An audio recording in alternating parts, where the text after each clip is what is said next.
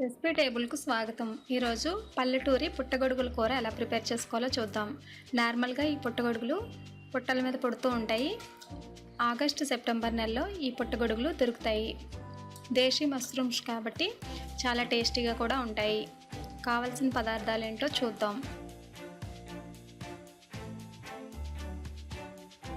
పుట్టగొడుగులు, టమాటాలు 2, ఉల్లిపాయలు 2, పచ్చిమిర్చి 3 కట్ చేసి పెట్టుకోండి.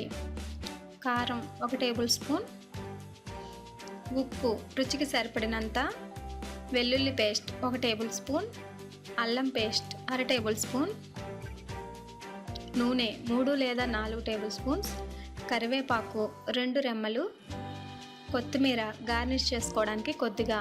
ముందుగా పల్లెటూరి పుట్టగొడుగుల కూర ఎలాగో చూద్దాం. శుభ్రం చేసి ఉంచిన పుట్టగొడుగులను ఇలా 2 ఇంచుల పీసెస్లా కట్ చేసుకోండి. మనం పుట్టమేంచి పుట్టగొడుగులు తీసినప్పుడు అవి మురికిగా మట్టితో ఉంటాయి. వాటిని చాలాసార్లు శుభ్రం చేసుకున్న తర్వాత వైట్గా తయారవుతాయి. ఈ కట్ చేసుకున్న వాటిని ఒక పక్కన పెట్టుకోండి. ఇప్పుడు బాండీలో 3 టేబుల్ స్పూన్స్ ఆయిల్ వేసి హీట్ అయిన తర్వాత కట్ చేసుకున్న ఉల్లిపాయలు, పచ్చిమిర్చిని వేసుకుని వేయించండి. ఉల్లిపాయలు లైట్ గోల్డెన్ బ్రౌన్ కలర్ వచ్చే వరకు వేపుకున్న తర్వాత కొంచెం కరివేపాకును యాడ్ చేయండి. అలాగే ఉల్లిపాయలు త్వరగా వేగాలంటే కొంచెం సాల్ట్ యాడ్ చేసుకోండి. ఇప్పుడు టమాటా ముక్కలను వేసి వేయించండి.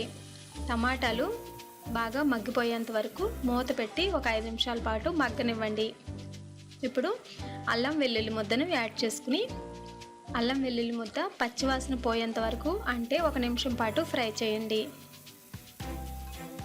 ఇలా ఫ్రై చేసుకున్న తర్వాత మనం కట్ చేసి ఉంచుకున్న పుట్టగొడుగులను వేసుకుని బాగా మిక్స్ చేసుకోండి.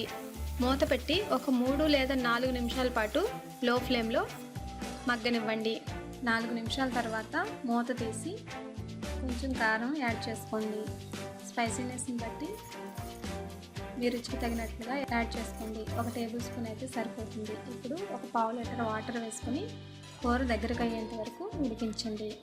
ఇలా ఒక 5 నిమిషాల తర్వాత కూర ఇలా దగ్గరకు అవుతుంది. ఇప్పుడు కావాలంటే కొంచెం గరం మసాలా పొడిని యాడ్ చేసుకుని తర్వాత కొత్తిమీరని చల్లుకుని స్టవ్ స్విచ్ ఆఫ్ చేసుకోండి. ఈ కర్రీ చికెన్ కర్రీలా ఎంతో టేస్టీగా ఉంటుంది. అలాగే దేశీ మష్రూమ్ కాబట్టి ఆరోగ్యవంతం, అలాగే బలవర్ధకమైన ఆహారం కూడా. మీరు కూడా ఈ మష్రూమ్ కర్రీని ప్రిపేర్ చేసి మీ యొక్క ఫీడ్బ్యాక్ను నాకు అందించండి. అలాగే మరిన్ని రుచుల కోసం రెసిపీ టేబుల్ను సబ్స్క్రైబ్ కాగలరు. టెక్స్ట్ రెసిపీస్ కోసం recipetable.netను చూడగలరు. సోషల్ మీడియాలో కూడా రెసిపీ టేబుల్ను ఫాలో అవ్వగలరు. ధన్యవాదములు.